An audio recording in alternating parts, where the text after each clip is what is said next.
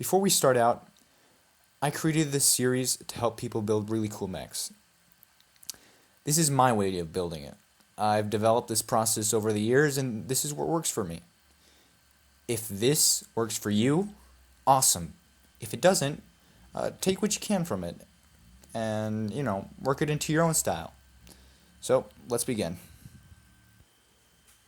So, episode 1, for starters. The first step in building a Lego mech is to take inspiration for popular media. Inspire yourself, just to get an idea of what you really want.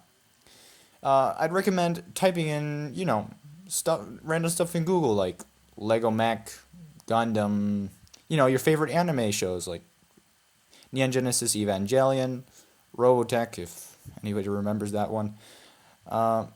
Or just look through your favorite Lego creators. For me, it was Fong Chang, Izoyoshi, Monday Noodle. Just to get an idea of what you want. So, now you're really inspired and super pumped. Time to start building, right? Not exactly. You could, but there's a much better way of going about things. Step 2. Make a parts budget. At this stage, you probably grab a box of Legos and start digging in, but that is really, really hard and super chaotic. It is the closest thing to trying to find a needle in a haystack, and I'm pretty sure most of you know about it. So, a parts budget helps prevent that. It's just basic sorting. Sorting, even for one mech, just really helps out in the process. You know what you can use, you know what you can't, and you have all your parts in a pile. So when you start sorting, it's basically influenced by what you want to build and what you have at your disposal. So for example, you want to build a large chunky mech. Use large chunky bits. And logically, if you want to build a long slender mech, you use smaller thinner pieces. So whatever you start sorting with, if it's small pieces, you'll end up with a small mech and vice versa. Another really important thing to keep in mind when sorting is color, obviously, because it's going to be lasting you the rest of your build. You can usually get away with a gray or a white mixed in with another primary color, like red, blue, and that looks pretty good.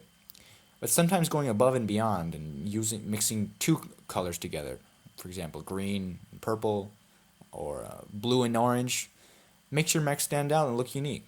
So, be creative. When sorting, you should also keep in mind how you're going to use those pieces. For example, in my personal style, what I like to do is separate them into two groups. The first group, what I like to call under armor, so basically the leg bits, the torso connectors, the heads, hands, whatever goes in between. Then there's the other group, which I like to call primary armor. It's your legs, your hip guards, your shoulder pads, and all that other stuff. What I'm basically trying to say is put some thought into what you're sorting. Whatever, just plan things out. So, to summarize, when making a parts budget, you need to take into account 3 important things. 1. Part size. How big is your mech going to be? How small is it going to be? Choose accordingly. 2. Part color. Colors. Make them look interesting. 3. Part use. Put thought into how you're going to use those pieces. So basically, that's it.